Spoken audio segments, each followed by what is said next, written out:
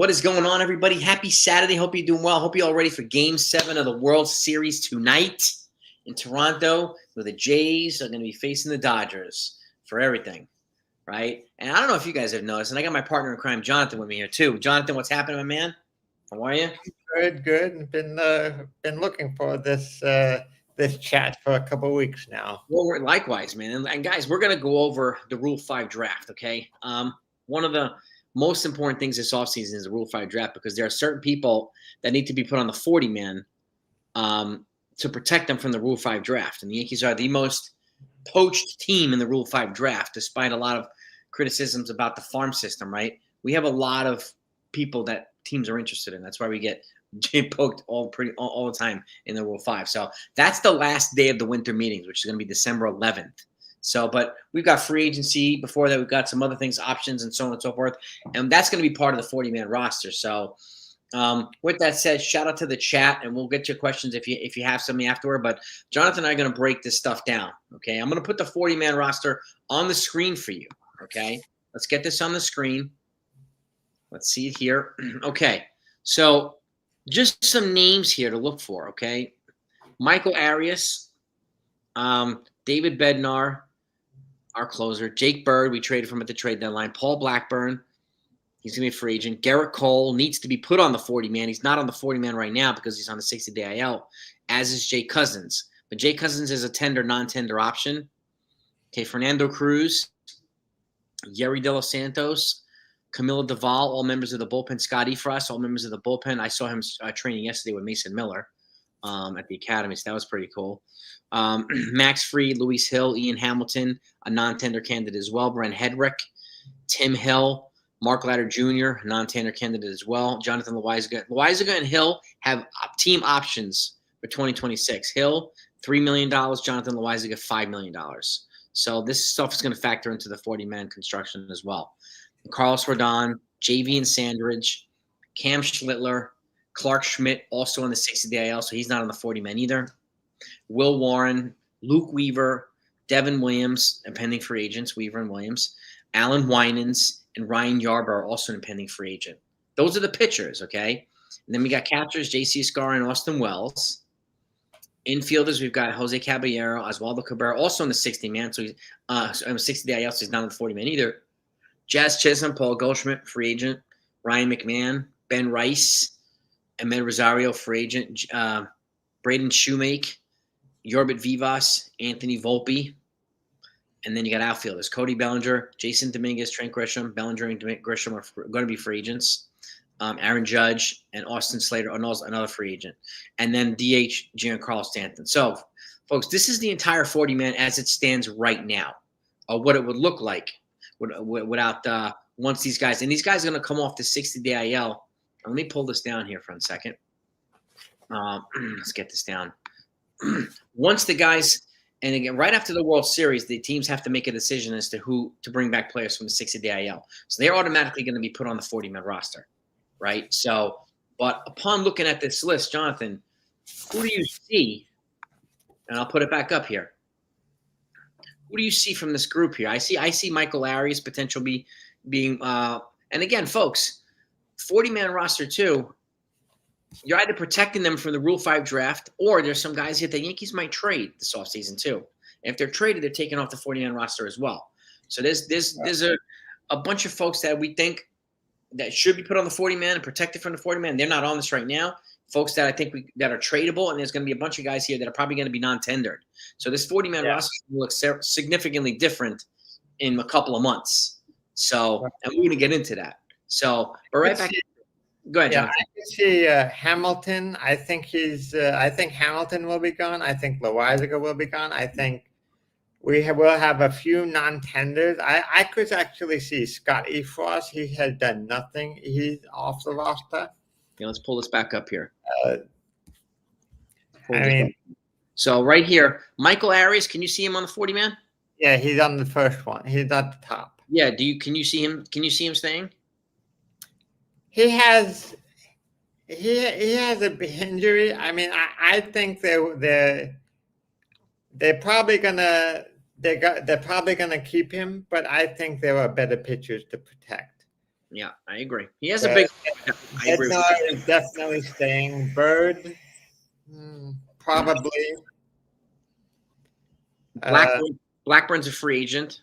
Blackburn is a free agent. Cole is staying, obviously. Cousins, he's a free agent, I believe. Cousins is he's a non-tender candidate. Tender. He He's still in It will arbitration. be dependent on his health and his arm. If he's a possible non-tender guy. Mm-hmm. So then you got Fernando Cruz, Yeri De Los Santos. Has been relatively. He's one of the few relievers that can throw more than one inning.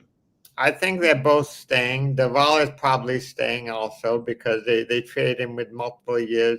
Efros is the one guy I think could be non-tendered because he has done almost nothing but be on the injured list. Yeah, I agree. Hamilton also I could see non-tendered. Hendrick, they might want another lefty. Hill is a free agent. Leiter, Yeah. Potential non-tender. I'm hearing some chatter about Mark Leiter potentially being non-tender because, like you said too, there are arms that they can either put on a 40-man and potentially put up at the majors that could be replace some of these guys and save the Yankees. With the non-tender guys that we're looking at in the list here, the Yankees could save probably $8 or $10 million, which they yeah. can allocate to other areas in the payroll this offseason. So JV and Sandridge, could you see him coming back? I don't know much about him. I didn't even see him pitch, but look, I think they didn't use, I don't believe they called him one time this year. Well, the other thing too, guys, some of these people are intentionally put on the 40-man to make it easier for them to move on from them to protect guys from the Rule 5 draft. So like some of these guys, I don't remember seeing Sandrich play. Hedrick, hardly ever. Michael Arias, I don't think I've ever seen a pitch for the Yankees. So some of these guys are put on, and shout out to the chat, by the way, some of these guys are put on the 40-man for this particular reason, to keep that spot available to protect guys later on from the Rule 5 draft. And So, keep in mind that if they non-tender a guy that's still in arbitration and replace him with a guy from the Rule 5 drafts, then the Rule 5 draft make league minimum. So you're saving their whatever the salary of what these guys are playing, which is probably $1 to $3 million. so I have the Yankees payroll here. I'll pull this up too. So financial summary for the payroll for the Yankees. So the guys that we mentioned. Hamilton. So Ian Hamilton is projected to make $850K. $850K. Scotty Frost $900K. $900K. Jake Cousins $900K. Oswaldo Cabrera $1 million. Tim Hill he's got a $3 million team option. Yeah. Yorbat Vivas $820K. Alan Winans, and we haven't even gone through the whole list yet. Alan Winans $900K. Ian Hamilton $850. Yorbat Vivas, like I said, $820. JV and Sandridge $820. Brent Hedrick $820. And then you got beyond that, Gary De Los Santos $820. JC Scar $820. Michael Arias $820. Okay, and we'll get back to this list again. The pitchers again, folks, right here. Like Winans, this guy here. Okay, and then you've got JV and Sanders right here. And then you've got Mark Leiter Jr. Mark Leiter Jr. is projected to make $3.75 million. Okay, and I'll pull this down. Let me take this down here. So Leiter Jr. is projected to make $3.75 million, right? Of these guys, I could see them moving on, non-tendering Mark Leiter Jr. because he's still in arbitration, right? Loizaga, I don't see his option being exercised, so that's another $5 million. So between him and Mark Leiter Jr., that's $8.75 million alone. Those two guys savings, and then we haven't even mentioned Ian Hamilton, Scott Efros, Cousins. I mean, Jay Cousins was really good before I got Tommy John, so I'm 50-50 as to whether they're gonna tender him or not. I have no idea. And I think Cousins is gonna miss the whole year. And that's the other reason they might not tender him too. If he's gonna miss the whole entire year, then they may not tender him. Yeah, okay? That's one. And as I said, there are players that can replace him. Yeah, there are plenty of them. And Ken said, "Ken, what's happening? What do you know?"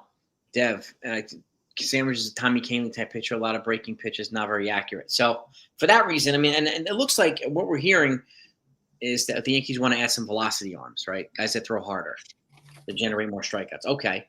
And if that's the case, I would imagine Sanders won't be here. And there's quite a few guys in free agency that they can bring up or in the trade market that they can add here. There's not going to be an James W. Not going to be an expansion team coming in after 2026. After the CBA is over, that's the plan, right? To add 2 expansion teams after 2026. But we don't even know if there's going to be a lockout yet. We have no idea. So that's a year away. Yeah, and that is we're at least a year away from potentially expansion teams right now. But I think there's bigger problems for them to deal with before expansion teams. But of these guys, Jonathan, like who? Now let's go over some of these other guys we haven't mentioned that are not on the 40-man yet. All right, some of the Yankees' top prospects. Okay, number one, I've been talking to Ken about this. T.J. Rumfield. Okay, T.J. Rumfield.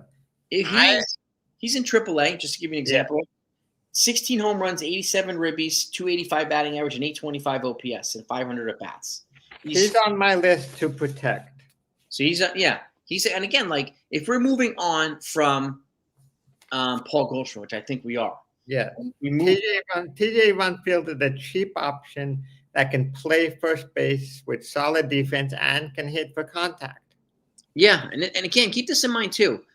The Yankees could decide to go with Ben Rice at first base, in which case T.J. Rumfield could be a backup, or they can decide to go Rumfield at first base with Ben Rice behind the dish. We don't know yet, but then the other piece of discussion is what do they do with Austin Wells then? Right, we don't know. So that's another part of the discussion. But I would protect T.J. Rumfield too, and he's in AAA right now. Yeah, I have my list for all of AAA and AA. I would protect. Okay. I would protect T.J. Rumfield, Spencer Jones, Chase Hampton, and Harrison Cohen. So Chase Hampton, for those that have, he's coming off TJ, right? Yes. He was the number one pitching prospect in the Yankee system before they drafted Hess, before they drafted Cunningham, before they brought in Elmer Rodriguez Cruz and LaGrange, before they got Tommy John. He was the top guy. So his career body of work, he's in 27 games, he's 4-4 with a 3.45 ERA. 161 strikeouts and 125 innings pitched, a whip of 1.13. That's pretty darn good. Yeah, we don't need him to be another Boston guy with. Oh yeah. Who would you mention us? You mentioned Harrison Cohen. Harrison Cohen with my fourth guy. So he's in AAA also. Okay, he's a righty. He was 3-2 this year in 49 games, 176 ERA. 59 strikeouts and 51 innings pitched, a whip of 1.10. This guy can be an option for the bullpen. He's the oldest. Guy in AAA that I would protect. He's also 26. And keep in mind, folks, all these guys that we're talking about, their service clocks hasn't even started yet. So these guys all would have 6 years of control before free agency. So none of these guys have seen any service time in the majors yet. And the guy I put as a question mark whether to protect or not, and I'm on the border. That's why is Eric Reiselman. So here's another one, Eric Reiselman. Okay, he's in AAA. He's 1-2 with a 4.29 ERA, 42 innings pitched, 45 strikeouts, a whip of 1.62. So I would protect him if they make trades and have open roster spots. He's basically in my second tier of my Rule 5 list. He would be a trade piece for me. Yes, a trade piece. He'd be a trade piece for me. So you can protect it. And again, the deadline to protect guys from the Rule 5 draft is way before the Rule 5 draft, folks. Yeah. It's weeks before. It's in November. It's in 2 weeks. So teams have to decide who to protect in like 2 weeks before the Rule 5 draft. So this has to happen soon. I don't know the exact date, but it's before the Rule 5 draft. It is. I think it's November 15th. So those are Reiselman stats in AAA. And then you also have Brendan Beck.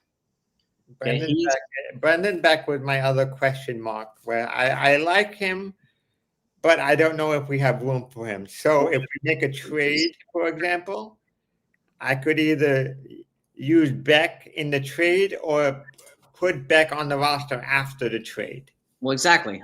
For instance, if they were going to trade Luis Hill for a bat, he's a guy that can come up and replace Luis Hill, right? Yeah. And just to get an example, He was 13-5 this year in 26 games in AAA, 3.36 ERA, 131 innings pitched, 123 strikeouts, a WHIP of 1.06.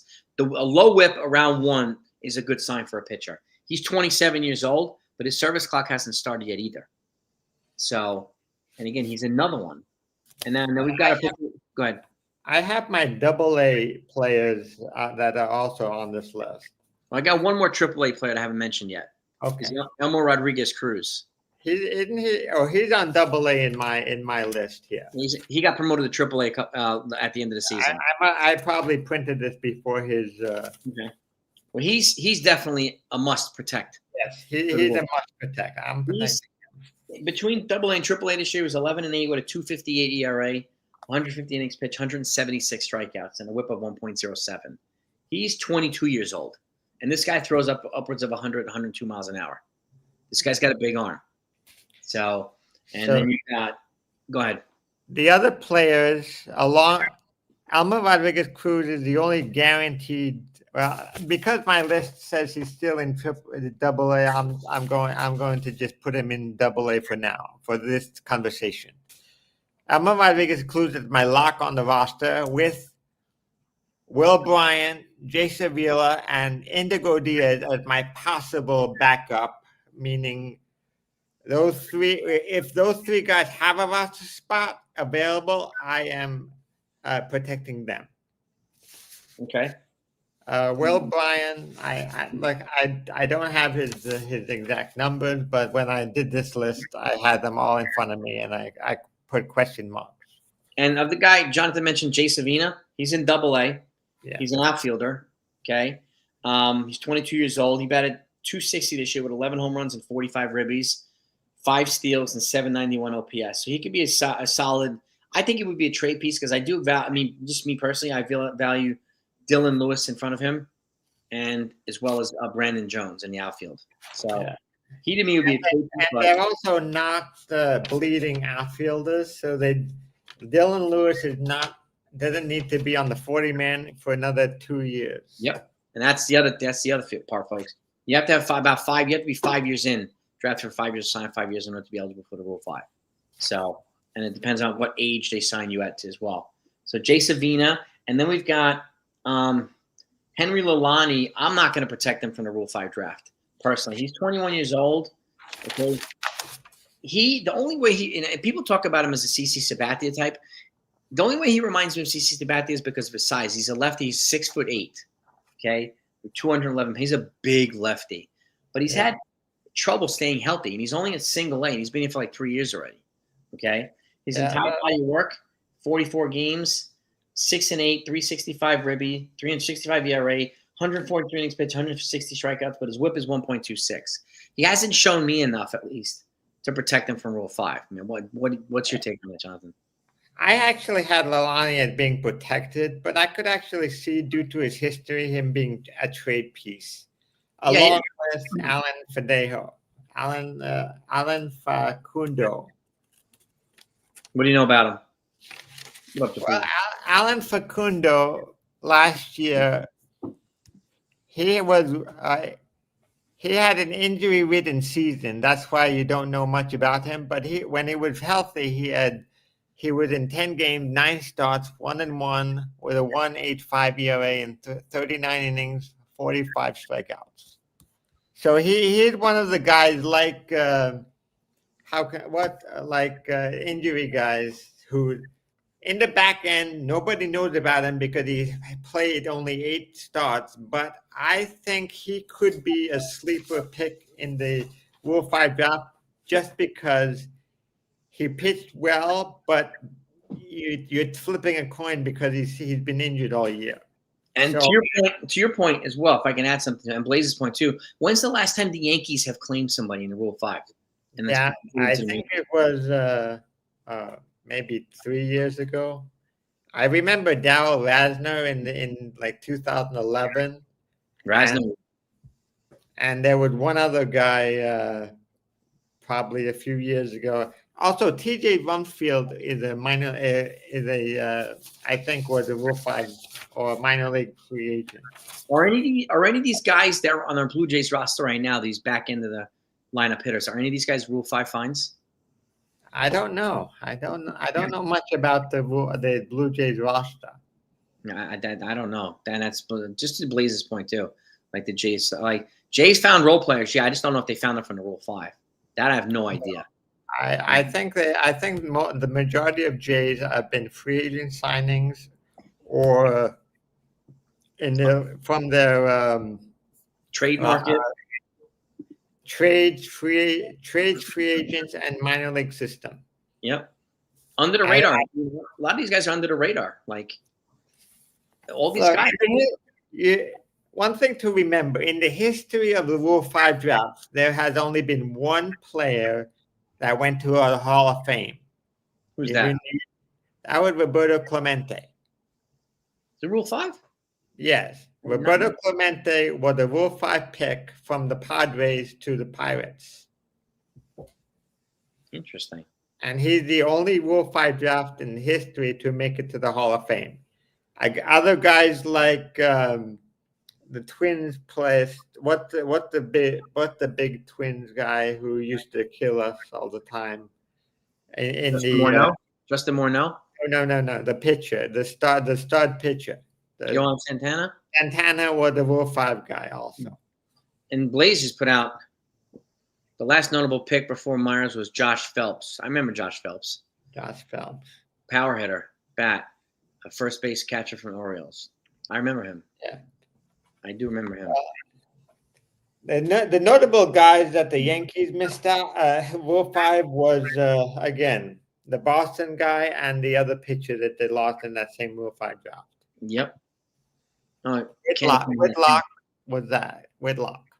Garrett Whitlock, that's right. Ken saying, remember, the player claimed by the Rule 5 are added to the roster and have to remain on the roster for the season. It has to be returned to the team. This is true, too. Yeah.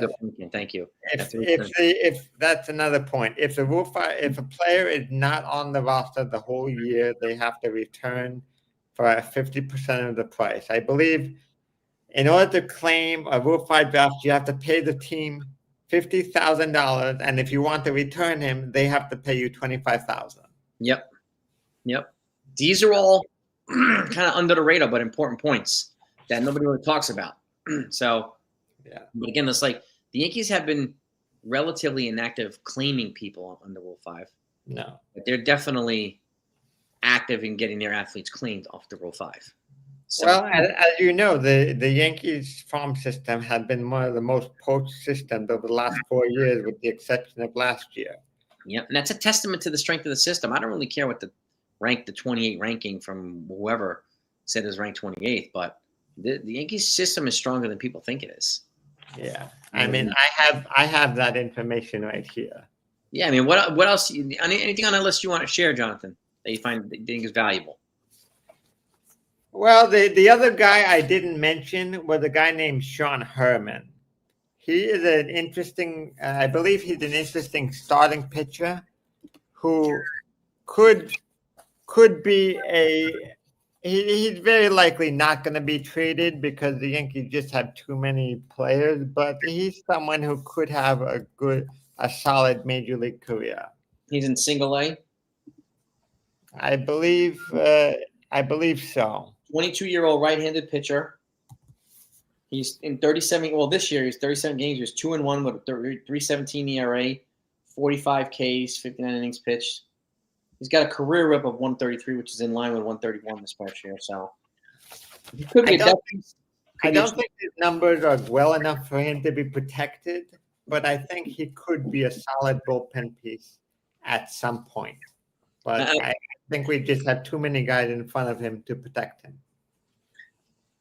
What do you? I mean, and you folks in the chat too.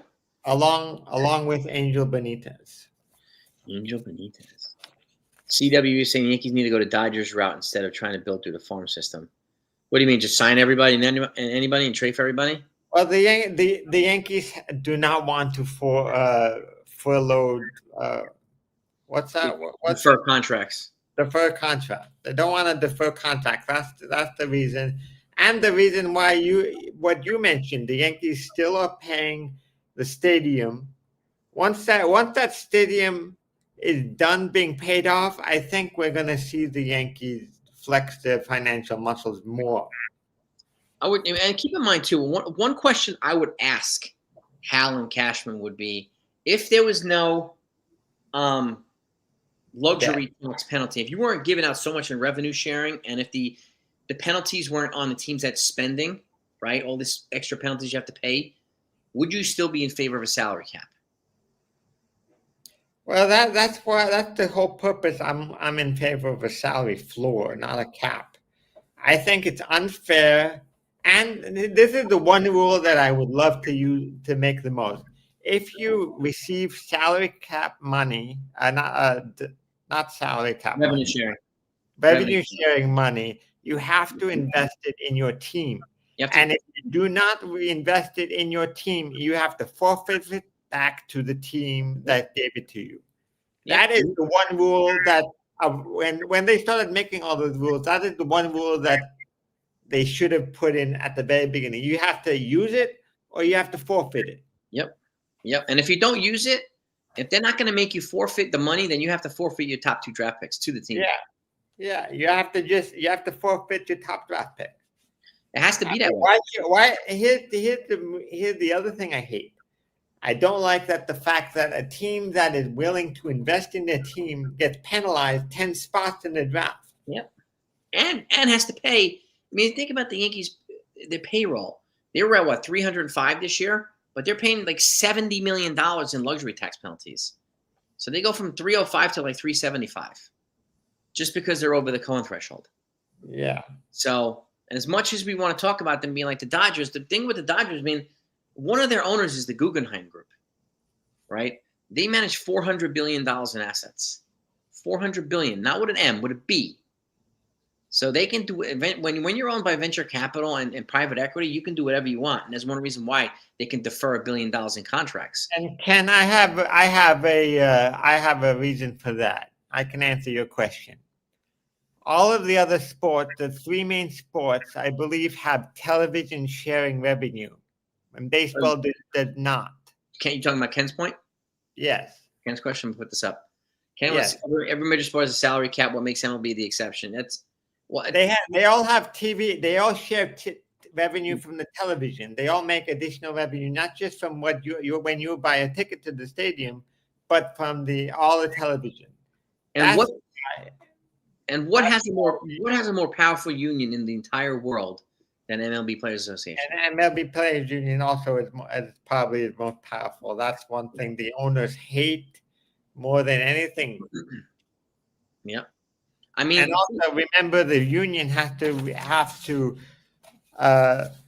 agree to a cap, and they already said, you know what, you know the story of Bryce Harper and the union and the owners. So yeah, Bryce Harper was very vocal about it, right?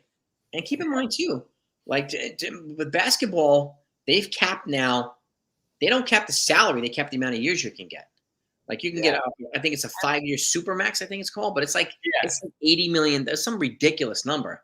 Look, I'm not against baseball having. If baseball has like say a 7-year supermax, you still can get paid whatever you get paid, but only up to 7 years. I would be for something like that.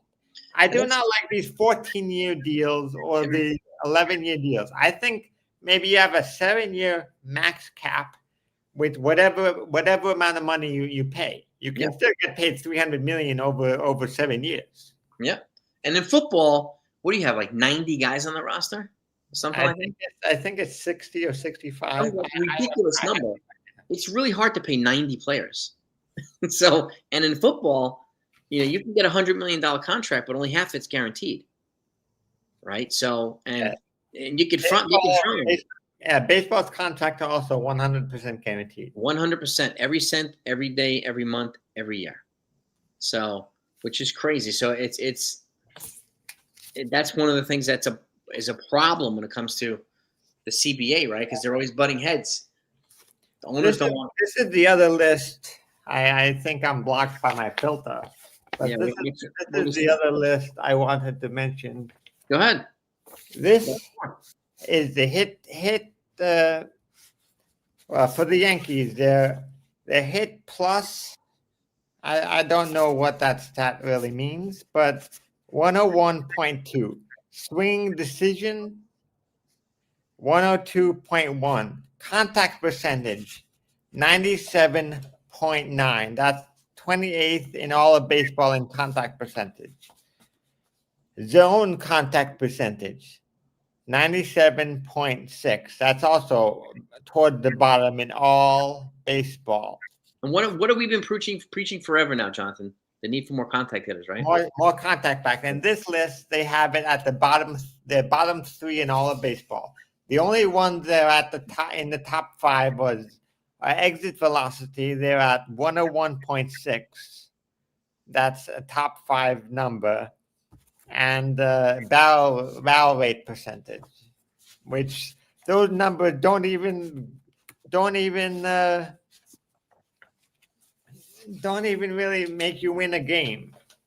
The Yankee this list proves it, and I as I mentioned, I got it off of the Baseball America Farm System rankings. Yeah, that's good. This is good information, right? Go ahead. This is basically the 2025 audit of the system, and it proves that the Yankees need to work on their contact bat and putting balls in play. Because the Yankees have proved over the last 15 years, you cannot win with home runs alone. Nope. And what do contact bat? We talked about this too, right? Contact hitters work the count, right? They get in front of the count. When the batter is ahead in the count, the pitcher's behind the count, right? And it's forcing the pitcher to do what? Throw more strikes. Let me just show you the Detroit Tigers. The number, there's 2 in hit. The first in swing decisions, the 20th in contact percentage, 24th in zone contact, 15th in exit velocity, and 13th in barrel rate percentage. Go to Blue Jays. The Blue Jays are 7th in hitting, 12th in swing decisions, 9th in contact, 10th in zone contact when balls in the zone, 17th in exit velocity, and 8th in barrel rate percentage. So rank a lot higher. Yeah, the Blue Jays make a lot more contact, and that's why they're able to go to the World Series. You saw how many balls they fouled off in the playoffs. Mm-hmm. And what to focus on getting players that can put the ball in play, work the count, and they don't have to worry. Forget the exit velocity, forget the home run. I think baseball needs to get away from that. I know it's exciting, but winning is more exciting. I'm more excited about a 3-run home run than I am a solo home run. I understand that, but in order to get a 3-run home run, you have to have guys on base. You gotta have, and then what do you need? Contact hitters. Exactly. We need contact hitters to set up the home run hitters. We already have home run hitters, right? What did the Dodgers do at Shohei Ohtani? They surrounded him on both sides, right? With good this one's they proved here the Dodgers are the top. Well, the Dodgers say the top in hitting. The top organizations are hitting are the top 7 in hitting. The Dodgers, the Tigers, the Giants, the Astros, and the Twins, and then the Yankees and the Blue Jays. Those are the bottom 7. Those are the top 7. So the Yankees are 6th in all of hitting. And I want to get to Blaze's question too. Why do small market teams receive supplemental draft picks in addition to revenue sharing money, while the Yankees? That's part of the CBA. Yep, that's part of the CBA, Blaze. It's a question. They do that in order to supplement, in order to try to make it more fair so the top markets don't get all the best players. Yep, that's pretty much why they think there's got to be a balance, but the problem with the balance is that it's heavily skewed against the top. Like, yes, the teams that spend shouldn't be penalized as much. Like, the recipients of all this money, and there's only one owner in baseball who's not a billionaire. One. and he's worth like 950 million. Yeah. It's like, And there is one other thing I would like to change in the MLB draft, which is trading draft picks. mhm. Right now, you can only trade supplemental picks, which are only allowed to 10 teams throughout the year. I would like you remember, if you watch the draft, there's a 5 minute before every pick in the first round. I would like to call on the phone. You want my number one draft? You want the number one pick in the draft? I want that time. That's Yep. what they do in football, in basketball, and in hockey. And I they would trade like on draft night. They trade draft picks on draft night. Yes. Like, And that's also why I would put, when you do that, I would put draft at the end of the year. mhm. That's why. This is one reason I go to the draft, the football draft, so you can hear Yeah. so you can hear like, So oh, we have a trade, and people go crazy. It's fun, and this so is a if, good point from if you put the draft night the weekend before Thanksgiving, you know how many people would tune into that, and also allowing picks. I mean, that's what baseball is always trying to make a ways to think of ways to make it more exciting. That is more exciting, and it's live on television. Yeah, and keep in mind too, and this is a valuable point here from CWE, aka Clayton Clark, the only one of two female basketball players I watch, her and Sophie Cunningham. Top teams got to spend because they can't get the high deal. Well, this is true. This is a good point. The Yankees have to spend because they pick at the end of the draft every round every year. They don't get the Jackson Holidays. They don't get the Adley Rushmans. They don't get the Ronald Acuñas. They never get those guys ever. The last time they picked in the top six was Derek Jeter. Yeah, 33 years ago. Derek Jeter was the sixth pick, and before that, they had the number one pick in the draft. Ever since Derek Jeter, I don't think they've ever picked higher than 13. Yep. Yep. And now with all this other stuff now added to the spending, they're going from 28. They were supposed to pick 28 last year, and then they have to drop 10 spots to pick 38 this year. And I don't like that. You shouldn't get penalized 10 spots for dropping spending.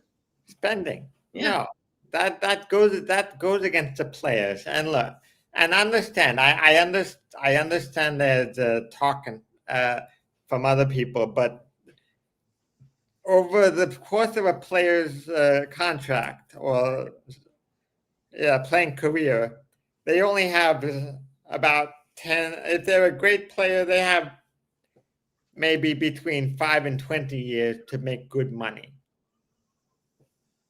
You get one chance to cash in, pretty much. Yeah, the best ones can cash in high, like A-Rod, Jeter, Ohtani, Judge. Yeah. But if you get the guys that below them, like Nick Swisher or guys like that. I mean, they'll get one contract.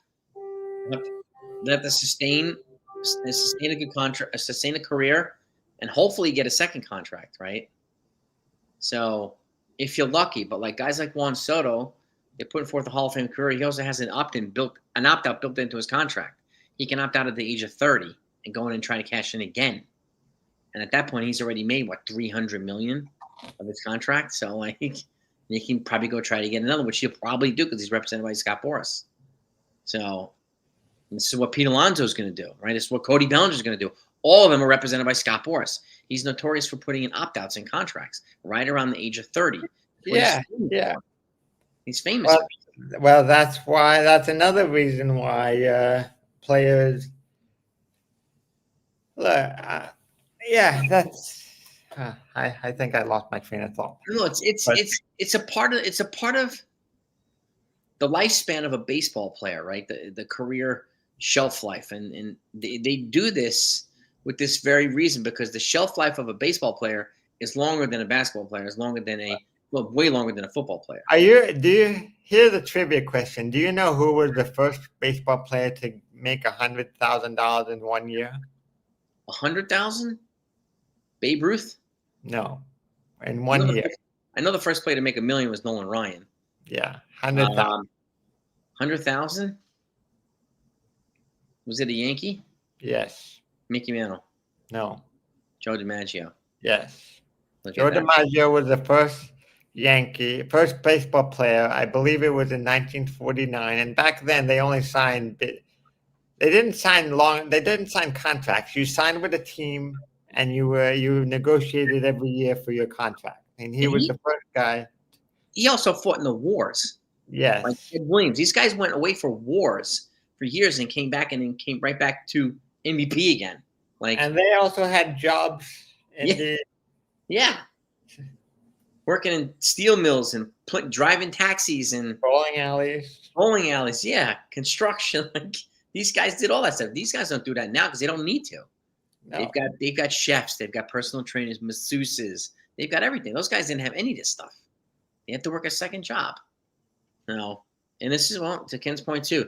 Trading MLB picks won't do anything. In NBA and NFL, there are draft picks that go right into the league. That's the other thing too. There are levels to the major league minors that are not there in the football. You go from football to college to NFL, right? There's a developmental league in basketball that you go right to the NBA. So this is another valuable point. But I would actually say that the scouting nowadays are so much more advanced that even if you trade a second or a third round pick, you can still get a pretty good guy who could make it to the major leagues. Well, like Paul Skeens, he 1 year in the minors. He was in the majors. Yeah, but he was also the top pick. Yeah, I mean it's also Paul Skeens. Yeah, Like so, but even you and Jackson Holiday, he rocketed through the system in like a year. Yeah, but Chamberlain went up in 1 year. Daba went up in a year too. And we talked about this. Yeah, I had him on the channel. We talked about his rise. But like Jackson Holiday, he came up, he struggled. They sent him down twice or three times. And now he's up full time. Paul Skeens just rocketed right just like A-Rod. He made the majors at 18. Yeah, A-Rod was up in a year. See, these are valuable points from CWE Ken, like Blaze. These are valuable points that I don't really meet people talking about. Which kind of but leads us back to the 40-man here. How many spots do you think realistically the Yankees were going to clear for the 40-man? They have to add to at least two guys. Oswaldo Cabrera and Garrett Cole have to be put on the 40-man. So there has to be two spots open already. But other guys, I think there could be realistically 8 to 10 spots that might be opened up. I think they could. I think at least 5. I mean, I don't know what they. I mean, Arias. I don't know much about him. He had the good numbers in the minors, but they never give him a chance in the major league this year. He's 23. Yeah, of course, there's no stats on him at all. No stats on him at all. No, he didn't play. He didn't play in the major league this year. That's why there are no stats. He's a minor league player. My guess is he'll be 1. I think Blackburn will be gone. That's 2.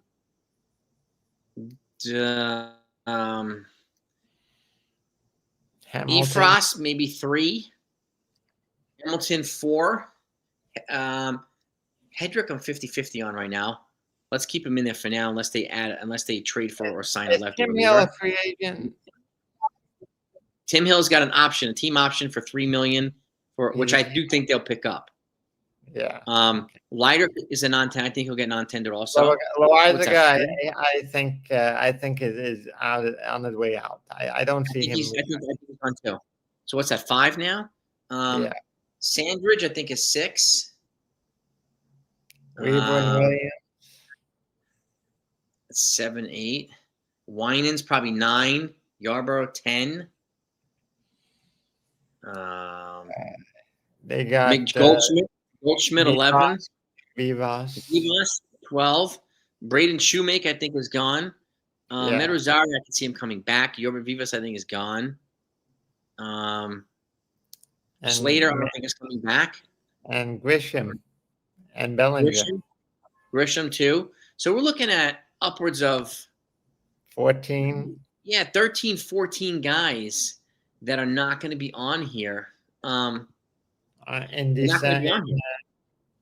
They're not going to be on here after in 2 weeks. So let's just say they add 5 to the 40-man, and then they add the 2 other guys. That's 7. There's 7 roster spots up for grab in that regard. This leaves free agency, trade market, right? Picking up the guys who get.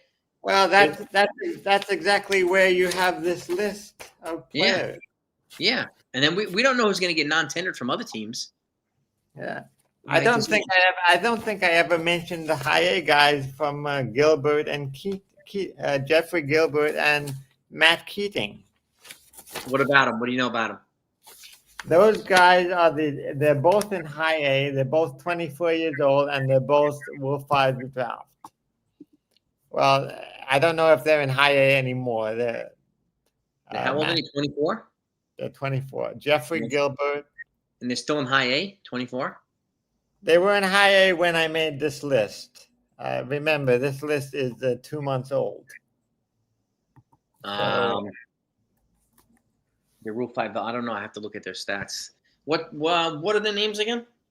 Jeffrey Gilbert and Matt Keating. Gilbert, the Yankees. Jeffrey Gilbert. Oh, Jeffrey with a G. Okay. Yeah. Jeffrey Gilbert's 3-0 with a 2.47 ERA, 63 strikeouts in 43 innings pitched, a whip of 1.109. I would protect him. He's in Double A. He's not in High A. He's in Double A now. He might get protected, or what if he doesn't get protected but doesn't get claimed? If he doesn't get claimed, he goes back to the Yankees. Yeah, and he stays off the 40-man. So, what's the other guy? Matt Keating. Yankees. Keating. Okay, I got him. He's 24. Also, as a righty pitcher in he's in high A. 3-1 with a 2.57 ERA, 49 innings pitched in 58 Ks, a whip of 1.22.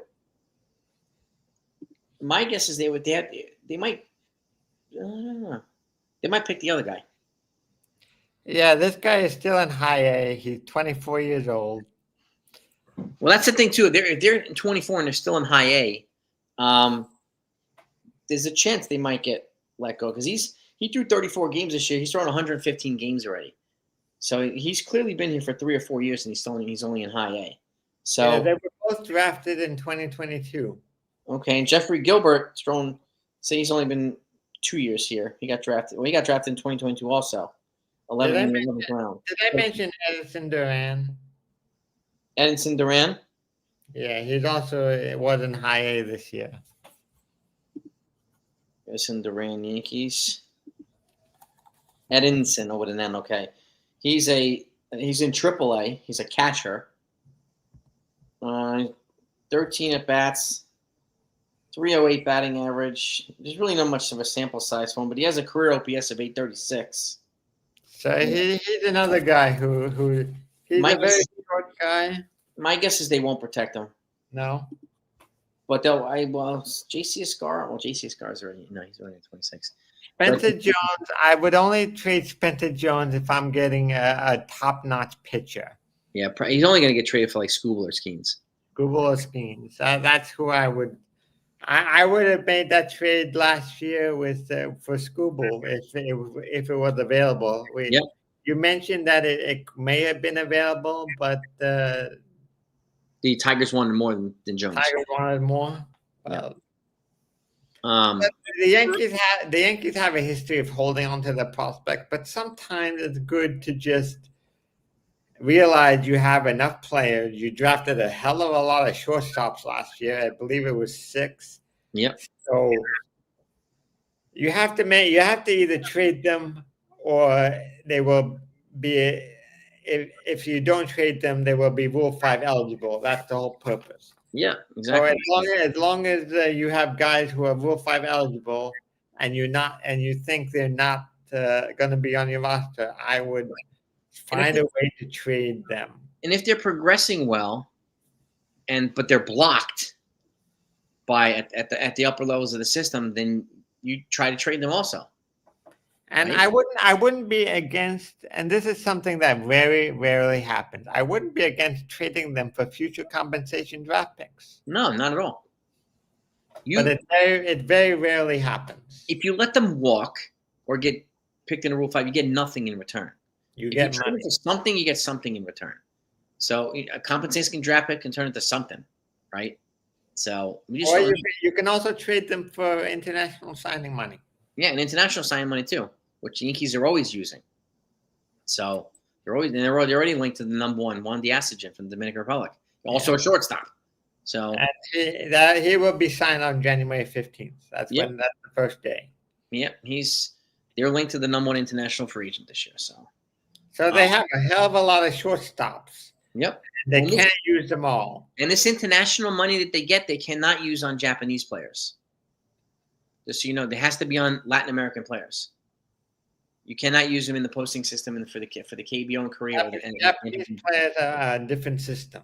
They're signed to a minor. Those guys are signed to a major league contract or a minor league contract. Like Roki Sasaki signed to him. He's got 6 years of control. Well, in order for a Japanese player to sign a major league contract, I believe they have to be 25 years old. If they're under 25 years old, they're still go to arbitration.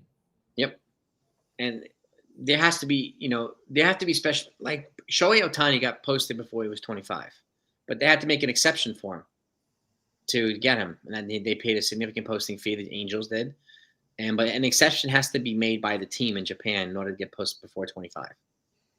So you become officially eligible at 25, but the team can say, "No, I'm not going to post you. I'm going to keep you."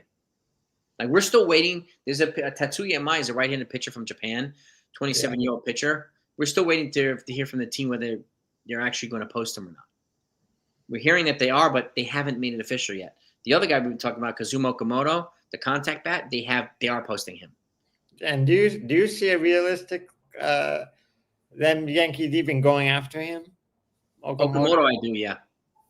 He's a better fit. I honestly don't think they will. They're going to go after Murakami. I don't think they should. I think Murakami is coming to the Dodgers if he comes. I think so too. And Okamoto's skill set translates better. Yeah, to the major league. It translates quicker. Contact bats translate quicker to the majors from Japan than the power bats do, and it just is what it is. So. And Okamoto's a better fit for the Yankees. He addresses, they need contact bats, right? He doesn't strike out a lot, draws a lot of walks. He runs into power when he hits for power. So he fits what the Yankees need. And like I mentioned to you I think earlier this week, the Yankees have to engage the Japanese partner. Well, they have to also engage Hideki Matsui. He played for the Yomiuri Giants, which is exactly the team that Okamoto plays for. Yeah, and I can never remember the Japanese partner's name. I can't either. We're just gonna call him Phil. Phil. We'll call him Phil. I don't know what the hell his name is either, so we'll call him Phil or Tommy. So to make it easier. So Phil, if Phil gets involved with Hideki Matsui, Matsui, I'd be on speed dial with Matsui. Can you please talk to Kazuma Okamoto? You can call him Swimmy. Swimmy. We'll call him Swimmy. That's his name. That's his nickname. Is it Swimmy Inami or something like that? Minami. Swimmy Minami. So name him Swimmy. That's his name. Swimmy. I might forget that. I think I'm going to call him Swimmy Minami. I think I'm going to stick with Phil. It's easier for me to remember. Okay. So Murakami is friends with Ohtani. Yeah. And again, he can replace Max Muncy on the Dodgers. Max Muncy has an option. Don't know if they can exercise it, but they get Murakami. They don't need to exercise it. So yeah. The other question, I think the Yankees will have a big question at catcher next year as well. Yeah, they probably will. And again, that's the one problem with trading for all of that catching last year. Yep. They had the top catcher. They had Flores. Don't be surprised. I thought Flores would have been a great catcher this year, and I did not want to trade him. Don't be surprised if one of their top draft picks next year is a catcher, right? Or one of their top international signings is a catcher. I think that they're going to sign the top catching international prospect. It would be wise to do. It would be wise. So see what I think about Hart. So I don't think it's possible that the Yankees are going to get Harper. I think that has passed. Probably not. But I think There's no way in the world I would trade Ben Rice for Bryce Harper. No. No way in the world. I could see No. Ben Rice catching part-time next year. I can see him catching part-time. And again, I would personally, you could shop Austin Wells if you wanted to. I like Austin Wells, but Rice is a better hitter, right? And if we happen to get a first baseman, let's just say Josh Naylor, right? For those that don't know, he's a contact hitter. And he might be 260. He sold 30 freaking bags this year. And that's the other thing the Yankees don't do, and I have no idea why they don't steal. Yeah, and why do you think I did the video on that Anton Richardson? But why I think the Yankees should maybe interview the guy, right? Because why do you think the Yankees do not take advantage of stealing? They have a guy who's that's an a analytic. guy like Naylor can steal 30 bases. I'm sure Bellinger or Rice can learn how to steal more bases than they do. And it's got to be an analytic thing, which is another reason why I've been calling for Mike Fishman to be in the post games with Aaron Boone. Boone should not have to answer questions for analytics ever. Well, ever. They need to revamp the whole analytic department, even though they did it a few years ago. Yeah.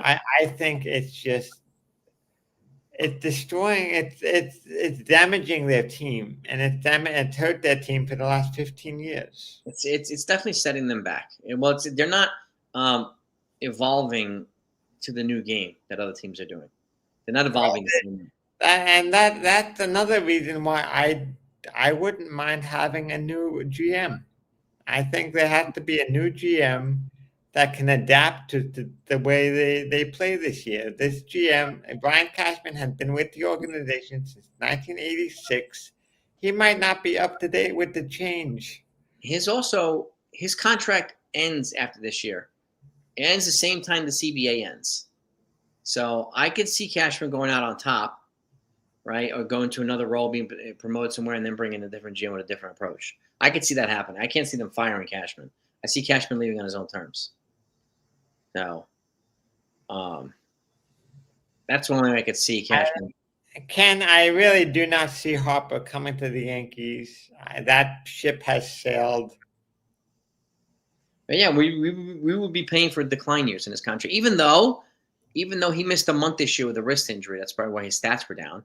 So I still think he's got several more good years in him. But the only way I would consider Bryce Harper is if the Phillies ate a chunk of the money and we gave them Austin Wells.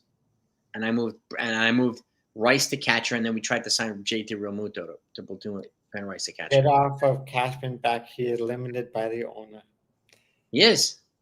Yes, that is true, but still, that doesn't mean that we shouldn't try someone else.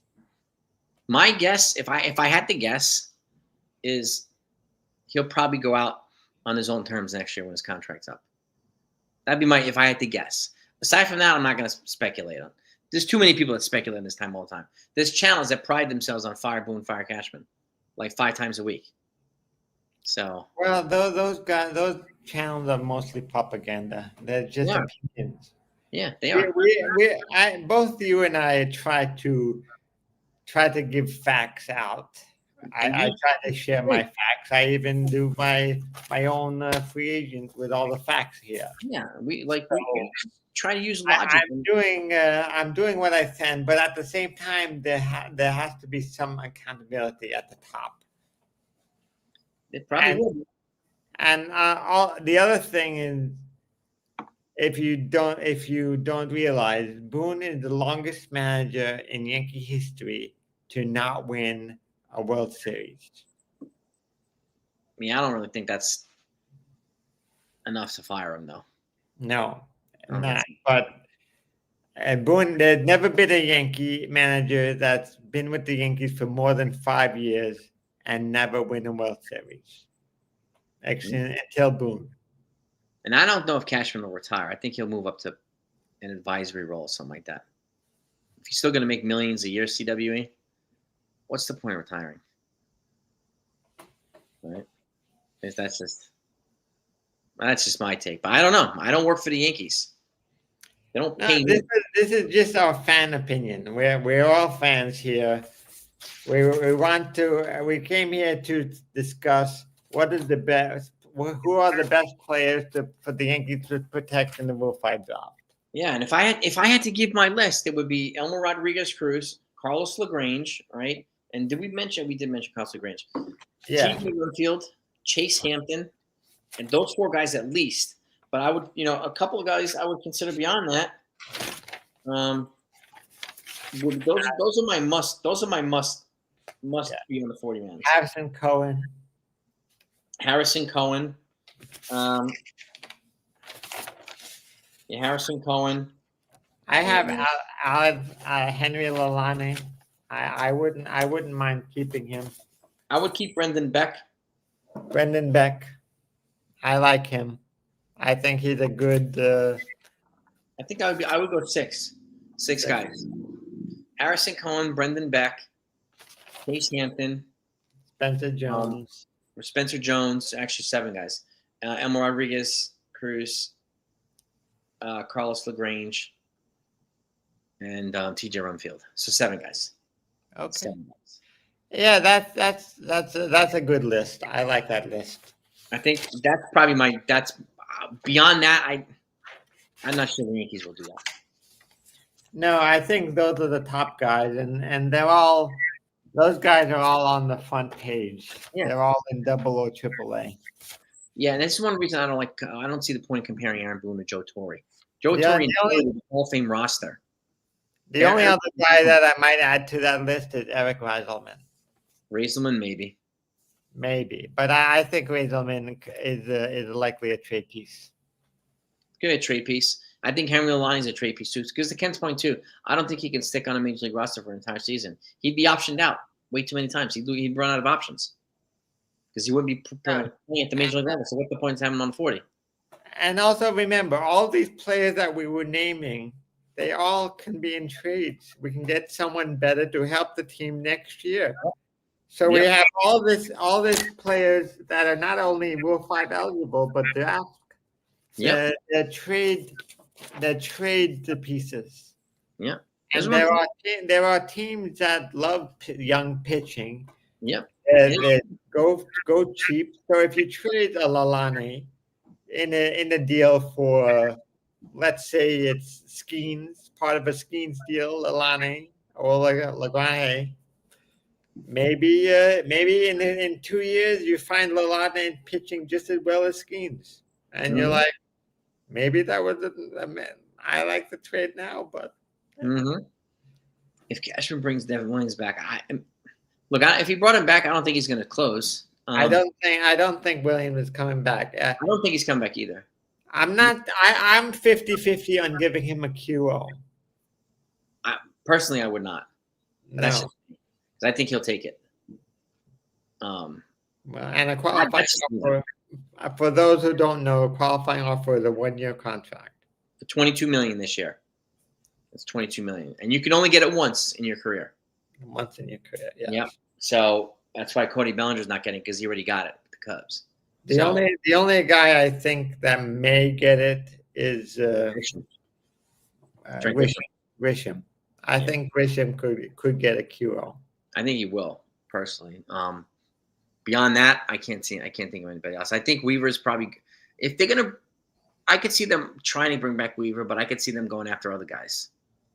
Beyond Weaver is a 50-50 guy because of this year he had a down year. Yeah, he was the last 2 years before that he was amazing with the Yankees, but.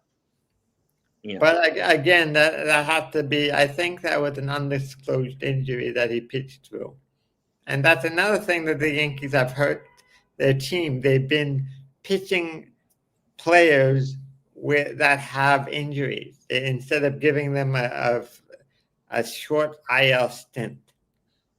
And one of the problems we had this year also was starters not given length, and then that put a lot of stress on the bullpen, which cumulatively got to them later on in the season, right?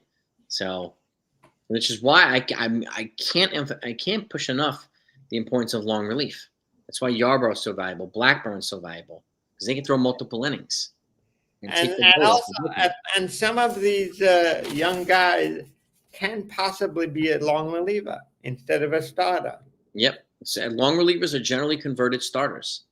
So And look, it wouldn't surprise me if they eventually, well, it would be interesting.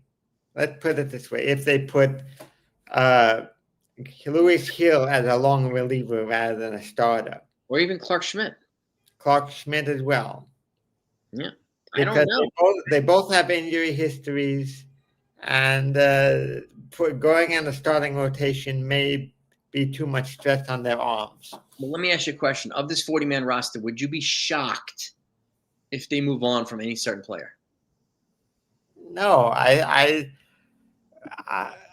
shocked from any certain player. Yeah. I would be I would be shocked if they non-tendered Volpe or if they non-tendered Schmidt. Yeah.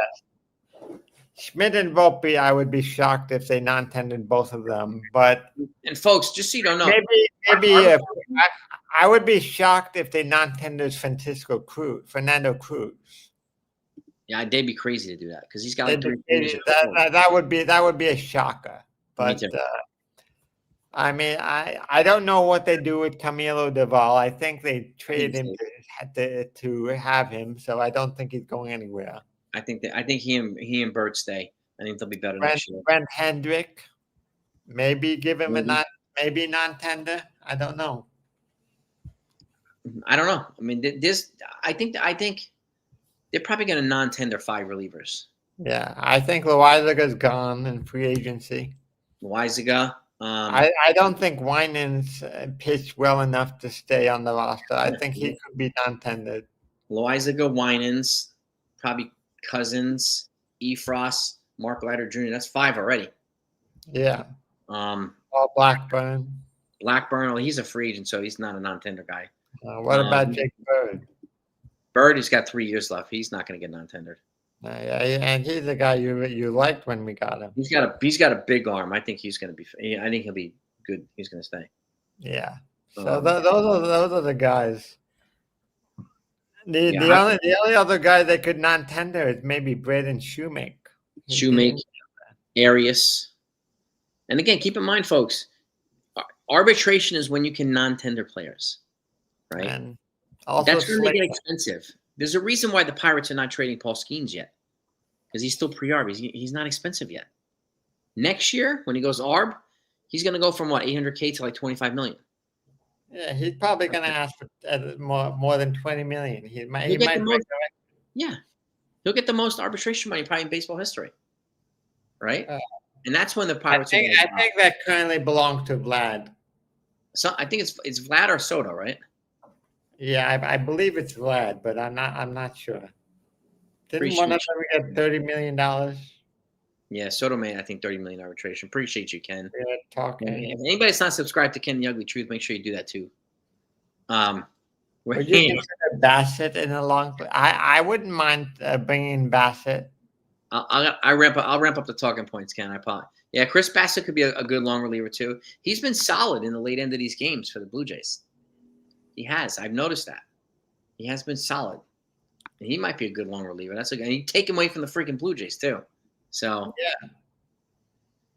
yeah, I mean, I also would love the Yankees to revamp their starting lineup, because I remember the days where the Yankees used to pound Pedro, make him pitch 100 pitches after 4 innings. Yep. That start that they had from where the pitcher was at 80 pitches through 8 innings was absolutely horrible. Oh yeah, and even when they faced what's his name, Savage from the Blue Jays. Savage, that's the pitcher. The Savage game that he pitched against the Yankees, where he was getting 7 or 8 pitches an inning. Yeah, that was. They got to stop swinging at first pitches. They got to stop doing it. Yeah, you see that. And I was listening to a podcast of why he was taking with the 20th pick in the draft. So 19 teams passed on your Savage, and he ended up being the best pitcher in that draft so far. Yep, he's rocking it up. I got the Jays winning tonight, CWA. I want Don Mattingly to get his freaking wing. Yes, I'm hoping. I just want this. I want the offseason to start, but I really want Manley to win a You know ring. who's pitching? Do we know who's pitching tonight yet? Let me check the. I'm gonna check too. I'll check the. Padres, 8 o'clock. It's Shohei Ohtani versus Max Scherzer. Oh man. Oh baby. I don't think they put out the roster yet, the lineup yet. No, but they put out the pitching matchup. Shohei Ohtani versus Max Scherzer. It's going to be all hands on deck. Don't be surprised if you see everybody in the roster in the game. I don't think so. I think everything is all hands on deck. It is all hands. Game 7 of the World Series. You guys have 4 months to recover from tonight. Yeah. So there won't be no stone will go unturned today. Nothing. And I'm looking now in case they release the lineup. I got the JCWE. But so you asked something earlier. You mentioned the position. I mean, I could see Bryce Harper batting in front of Judge too. I could also see him batting behind Judge, in between Judge and Stanton. Who would I bat second? My guess is, they're going to make a run for Kyle Tucker. My guess they're going to make a run. Remember another thing about next year's roster that I mentioned to you before. The Marlins will start to pay $10 million of Stanton's contract. So that's $10 million less that the Yankees have to spend on their roster. Yep. $10 million less for Stanton, man. That makes a difference. Right? Yeah. Donovan, Naylor, Okamoto. I mean, if you could get that, yeah, I mean, that's 4 contact. That would be nice. I think. Yeah. I have a feeling the Yankees will try to get Donovan, but it's going to hurt. Yeah, but I would give them. They're looking for arms, right? Well, that's what this list is for. This list is a preview of both the trade list and the Rule 5. I would give them Hill and Lalani. I'll drive them down to St. Louis myself. They will probably want one more player with that. They might want another infielder. So Hill, Lalani, and Vivas. Oh, you can have Vivas. I'll drive all 3 of them down. I got a Suburban. I'll fit all 3 in there. Let's go. They might want something stronger than that because Vivas has.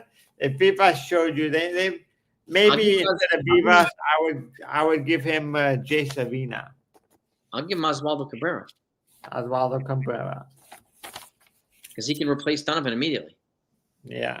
So I expect the Yankees to make a lot of trades in the next before the Rule 5 draft. In starting maybe tomorrow, after the World Series ends. I'm expecting after the World Series ends, guys. So the first 5 days, teams can negotiate with their own free agents, right? They can try to re-sign their guys, and then after 5 days, it's a free for all for everybody. So that would be starting on Friday. Yep. Starting Friday, it will be all hands on deck, and I think the Yankees need to step on the gas hard. They cannot sit around and wait on their hand. They can't sit around and wait. They have to be very aggressive and assertive, and just say, if you, for example, Bellinger. I think they're going to try to bring Bellinger back. But I think so too. I think it's going to go right. There's an argument to be made for either one, him or Tucker, right? But the fact of the matter is, with all the guys that Ken's managed here, you can add Bellinger to this list, and those guys still would not combine cost as much as Tucker would cost by himself. I think Bellinger is a better fit for New York. I think Tucker will have a slightly better career, but I think Bellinger is a better fit. Yeah, I mean, we know he's a proven commodity here. He can play well here. He likes it here. He's performed well in New York. So I would not complain at all if we brought him back. But I understand the logic with Kyle Tucker. The metrics love him because he's got a better strike to ball ratio. He's got a better walk to strikeout ratio than Bellinger does. He's also 18 months younger than Bellinger. So you'd be securing more prime seasons with Kyle Tucker. I get it. But it's going to cost a premium. something to keep in mind. He's a guy that you could bat in front of Judge. And he's also going to get a qualifying offer, so you lose 2 Yeah. draft picks. That's the other thing too. You had exactly. That's the other thing. Qualifying offer. So you're gonna have to forfeit that on top of Kyle Tucker. So there, that's where it makes sense to try to bring back Bellinger and add these guys right here: Donovan, Naylor, Okamoto, because Okamoto could play infield and outfield, and we have to replace 2 outfielders. Okay, not 1, 2. Rosario, and that could be another valuable piece too. So the other thing is, I wouldn't be surprised if Jason Dominguez is traded. If they I know they're shopping him this offseason. I know that. Yeah. It wouldn't surprise me if Jason Dominguez is not here next year. Yep, neither would I. Boris is Bellinger's agent. He also represents Imai from Japan and Okamoto from Japan. So the Yankees could have a busy offseason with Scott Boris clients. They could. Well, that's the way business is. And look, Hal wants to lower payroll, but if he wants to win, he's still going to have to spend. So the Yankees payroll next year will probably be, if they're lucky, they might be dropping by $30 million from this year. I'd be surprised if it's under 300. I think it will be close to 300 this year. I don't remember the last. I think this year they were at 310 or 308. Yeah, somewhere around there. So this year, I don't think they will fall more than $15 million. Nope. They know what they need to do. And they've got to replace a lot of players. Yeah. So you've got to replace Grisham. You're saving 10 or 12 on Bellinger. I mean, on Goldschmidt, going from Goldschmidt to Rice at first base. You're saving $12 million, right? But that 12 is going to be easily rerouted somewhere else. Yeah. And next year you're having Hill, and you're having Cole back. Cole is back. Yeah. Cole comes back. Schmidt supposed to come back later on in the year, but you got Rodon starting late, right? Cole starting late, and Schmidt not even there. So I'd be shocked if the Yankees do not bring in a starting pitcher. Well, that's why I have my eyes on Imai from Japan. Because you don't have to pay any draft picks, don't pay anything. Well, I'm hoping they can get one Japanese player. I do. Mm-hmm. But I'll take Okamoto. I'll take Okamoto. I mean, I'll be fine with freaking. I would get Okamoto and Imai. Yeah. I mean, that solved a starting pitcher and a contact bat. Yeah. But if we can't get Imai, then I'll be fine with Chris Bassett. Something like that. So we need more contact bats. So it's almost like we forgot how to hit in the postseason. Yes, and that's another reason why people are so angry at Boone, because over the last couple of years in the postseason, when the Yankees are under pressure and under the spotlight, they shut down. That's not his fault, though. No, it's not Boone's fault, but it's something that this year was the first good year in the playoff for Judge, and I hope for many, many more. Mm-hmm. If Judge can continue playing this way for the next 4 or 5 years, I think he's probably going to be a Hall of Famer. Oh, no doubt about it. No doubt about it. What do you think of that lineup? Catcher Rice, first base Naylor, second Caballero. What are you doing with Jazz Chisholm? Shortstop Donovan, third base McMahon, right field Judge, left field Okamoto, center field Jones. What are you doing with Jazz, Ken?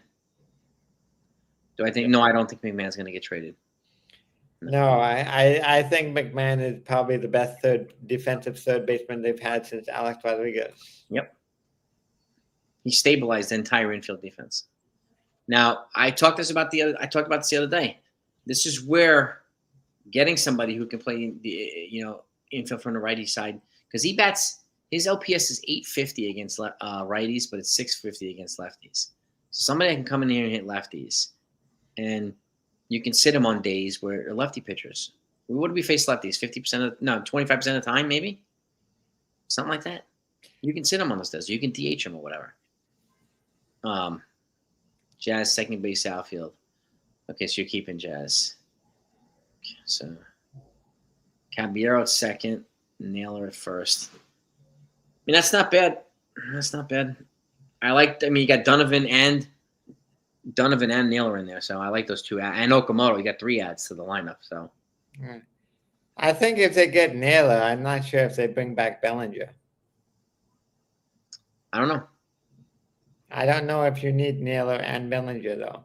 Well, Bellinger will probably get the. I mean, if you don't, he would stick in the outfield. Naylor would go first base. But then if you bring in Naylor, then it's all but concluded that Bryce is going to be catching, and probably Austin Wall is going to get traded. So that to me, that's the calculus in my head. I don't see how. Do you see any scenario where Jones is traded? No. Not unless it's Skubal or Skeens. There's no way in the world I'm trading him for a bat. No. And no way in the world I'm trading him for a reliever. Look, if I were the Yankees, I would put Jones with Aaron Judge's bat hitting coach. Yeah. If he can fix him. Yeah. His ceiling and his potential is way too high. And we already know he's an elite defensive outfielder too, from center field. Yeah, and his clock hasn't even started yet. He just needs to be put on the roster.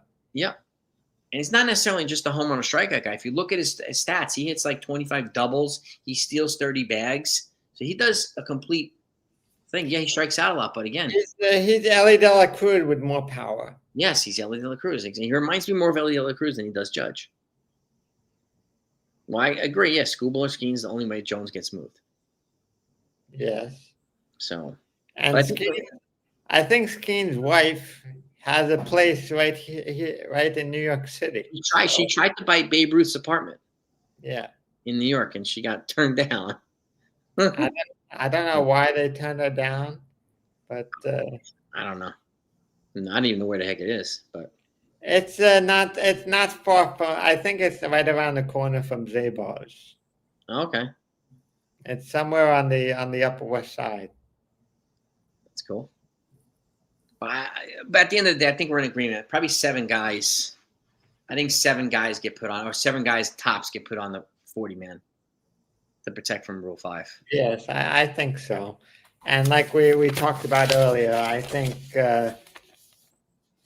these guys are a pretty safe bet.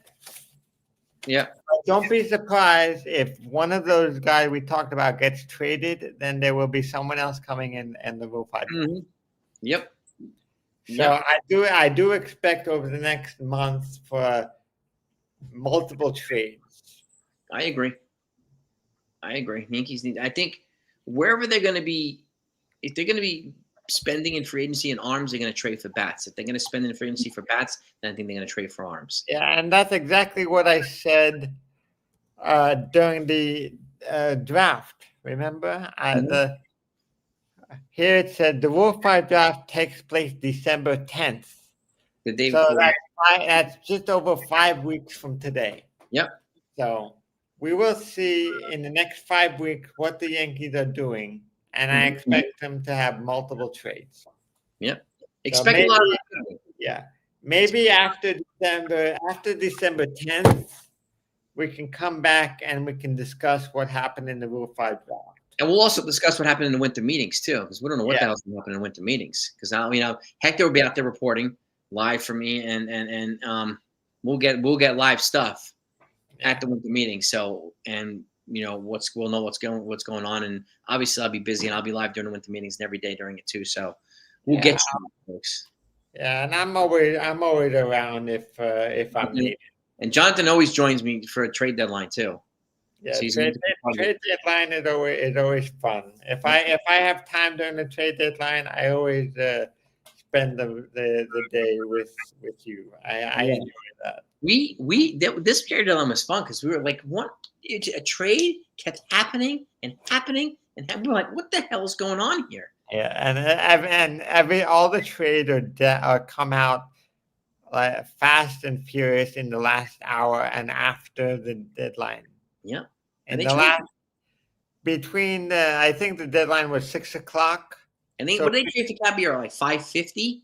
5. Something like Yeah, it was with less than 10 minutes to go. that. Yeah, yeah, I man. think it was actually reported after 6 o'clock. Yeah, because we were sitting here talking about it, and we're like, "Wait, what?"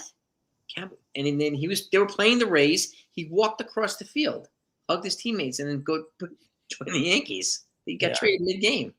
But that's the only problem with trading with the Rays. The Rays never lose trades.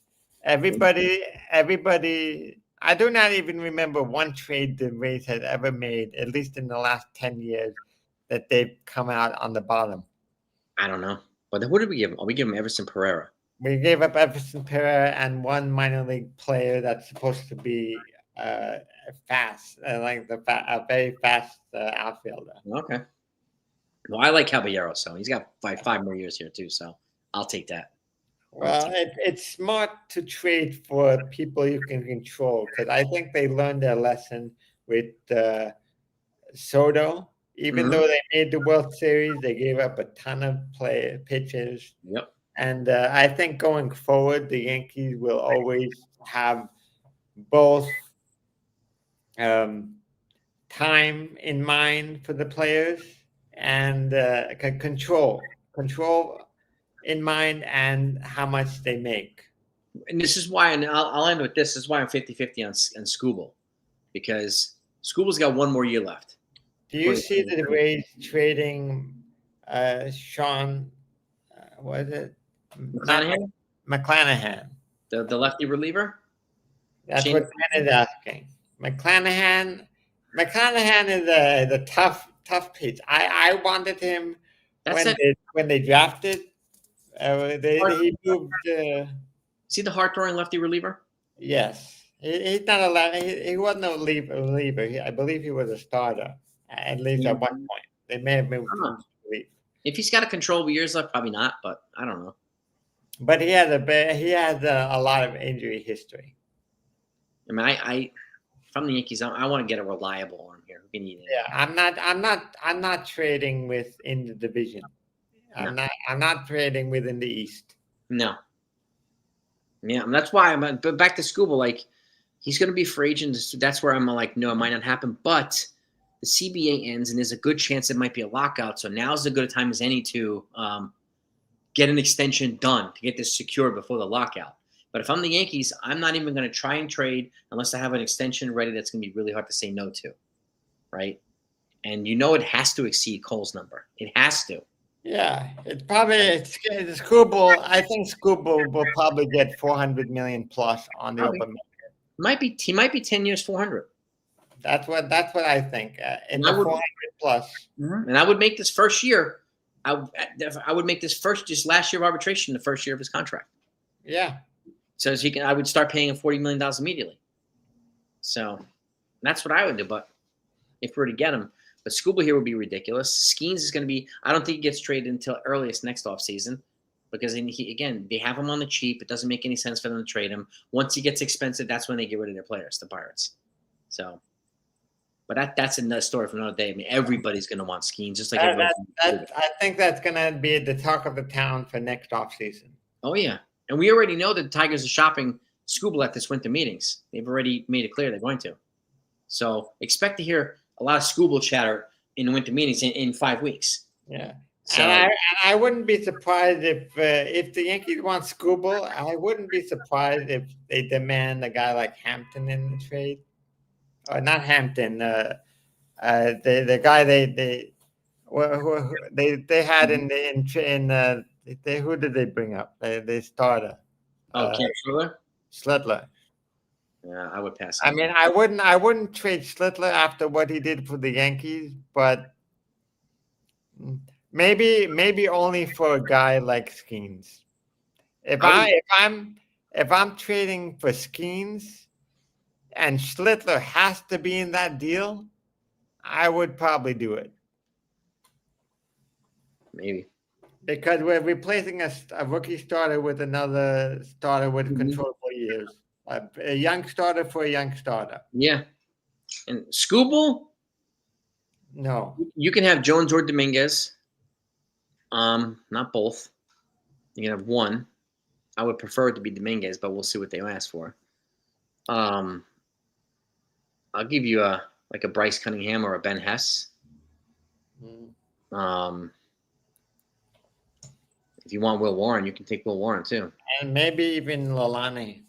You can have a line. I'll give Lalani anybody who wants to trade. Yeah, I'll trade him for pretty much anybody. Yeah. We can get Brendan Donovan. We can get some of these other guys. I think Lalani could be good use in the Donovan trade. Yeah, I mean it makes sense. The Cardinals are looking for arms. Hill and Lalani, that would be nice to me. Yeah, nice. And you can have again Roderick Arias or one Hill, Lalani, and a bat. I would do it. That's plenty for Brendan Donovan. Yeah, plenty. So, add Donovan to Okamoto, and they're like, that's a nice addition. That's a nice load of contact bats to this lineup, man. Something we haven't had in a long time. Yes, the Yankees contact bats. We haven't been good with contact for a long time. Yeah, the one thing to remember about contact: the '98 team didn't have a 30 home run hitter. Yes, that's right. They had 6 guys hitting above 290, which included Bernie Williams at 339. Yep, that's true. So the '98 team proves you don't have to build around power to win. Yep, true. But with that, folks, we'll leave you with this, right? I mean, that's what our takes are on the 40 man. Yeah, so I hope you enjoyed it. And again, we're going to continue to talk about this stuff. We'll be busy all off season. Tomorrow morning, I'm doing my MLB free agent predictions. So come around, come and join if you're around and see it. I'm going to go over, I think, my top 30. So you'll have, and I'm also going to add the contract prediction to each team that I think they're going to go to. What I think the type of contract they're going to sign. So this is not the where should they go. This is my prediction on where will they go. So the should will lists are completely different. So so come and join me. And Jonathan, I want to thank you for joining me today too. It's always good to have your input, man. Very valuable member of the 161 family. So thank you. I do my best. Look, I've been following the minor league draft since 2005, since I saw it in the paper with the top 50 prospects, and ever since then, it was 2006 actually. I've been always going to Baseball America every year and finding who the players are. Mm-hmm. So it's good for that. It's good for us to know this and talk about it, so that the people, that listen to us and have a thorough understanding of what's going on. So we want you guys to know. And I'll leave you with this. Remember one thing. Tarik Skubal was a 9th round pick. So every team passed on him at least 9 times. Yep. So you can still find value in later rounds. It's not only the first round. You have a guy like Matt Bush who was the first pick of 2002 and never made any big name for himself. Yep. And Mike Piazza, like a 25th round pick. There used to be 40 rounds in the draft. Mike Piazza was a 62nd round pick. 62nd. Unbelievable. He was one of the last picks in the draft. And I'll just give you, and just put in perspective, and talk football for a second. Tom Brady was a 7th round pick. Tom Brady. He was almost Mr. Irrelevant. Yeah, he was the greatest quarterback in football history. He was drafted in the last round. So you never know. Judge was a compensatory pick after the first round. Yeah, he was picked number 32. He was the 32nd pick. Yep. When Nick Swisher turned down the qualifying offer from the Yankees and signed with the Cleveland Guardians, the Yankees got the extra pick, and they used it to sign Aaron Judge, to draft Aaron Judge. So all 30 teams passed on him once. Yep, he was picked right after the first round. Yeah. He was a third pick. They picked Ian Clarkin, I think, was their first pick. Pitcher. No. Left-handed. I don't know where the hell he is now. Ian Clarkin. And Ken Judge was the 32nd pick in the draft. He wasn't 15th. He was a compensatory pick right after the first round. Eric Jagallo was the Yankees pick. Yes. There you go, Eric Jagello. There you go, John. Thank you. They drafted Eric Jagello and Ian Clark, and they had 2 first-round picks that year.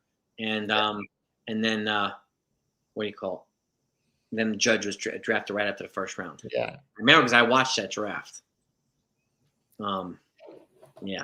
Yeah, I think I watched it also, but the Yankees, until recently, the draft wasn't on television. I think the Yep. televised draft started 2 years ago, Yep. and now it's bigger. It's almost as big as the NFL draft. If you watch MLB Network, Mm-hmm. I'm just disappointed that they don't do the second and third round also. Yeah, they do it basically do it by conference call after the first round. So I watch it. They still have it, but it's only online at MLB.com. yeah. And you're wrong in saying that the Yankees signing Mark Teixeira basically cost the Yankees to pick Mike Trout. Yes. Yes. But again, Teixeira had a good career. Trout's had a good career. So. I understand another thing. Even if they didn't sign Teixeira, they still would have lost that pick when they signed CC. Studio, what's up, brother? Hi, Jason. What's going on, dude? Yep. But yeah, we are wrapping this up. So, gang, I want to thank you all for coming and joining us. If you want to watch the replay, you can. We went over the entire kind of roster in the 40-man roster. We talked about who should be protected from Rule 5 and who might be trade bait and so on. And Jonathan brought a lot of his expertise, and he brought the receipts. See that right there? He's got the receipts, baby. The documentation. So, and to be fair, and Judge is a big player in those types of plays usually. Strikeout. Wow. Aaron Judge was a strikeout machine when he first came to the majors. And he got better. But again, he's a huge guy. He gets a lot of low strikes called on him. Well, and also that's one thing that I don't know if the Yankees are going to implement it next year, but an automatic ball and strike zone will help Judge because the zone below his at the lower end, I think that will be very beneficial to Judge and a guy like Jones, who's also tall. And Jones struck out like 40 or 50 times less this year. But again, Spencer Jones has a similar characteristic to Aaron Judge. Than Aaron Judge does, right? He might strike out a lot, but he hits the crap out of the ball. Yeah, I think Jones has a little bit less power, but is faster. And he also has a great arm. And he's a phenomenal defender in center field. Yes. So if you put Jones in center field next year, you don't have to worry about Judge moving him out of right. Yep. But we'll have to talk about that after they decide who to protect from the Rule 5 draft, because these are our opinions, and we don't work for the Yankees. Our apologies, Ken. We got to come. We need more talking points next time. Our apologies, man. We'll make it up to you. We'll do a talking points stream, and we'll just talk crap the entire stream. Yeah. So, but everybody, want to thank you all for coming on. Appreciate you, Jonathan. Thank you so much for coming on. Thank you. Have a great weekend, everybody. I'm rooting for the Jays. I don't know who you're rooting for tonight, but I'm rooting for the Jays to win this. I'm rooting for the World Series to be over. That, yes. I would rather it have been the Yankees versus the Phillies, but that's not the case. It is what it is. Talking points is a trigger word. You know it is, Ron. It definitely is a trigger word. The fact he's oh my God. Ken is here. Ken likes to poke. Pixelman Hal can't be fired because he's the owner. Yes. Hal is the one in charge. He won't fire himself. Who can fire Hal? Who's above Hal? George Steinbrenner from the grave? Yeah. The off season begins tomorrow morning, baby. Yep. Tomorrow morning. By sunrise, everybody will be all the rosters will be cleared of the Roosters will be chirping, and tomorrow morning is MLB free agent prediction. So have a great day, everybody. Peace and love. This is the best family out there. Thank you.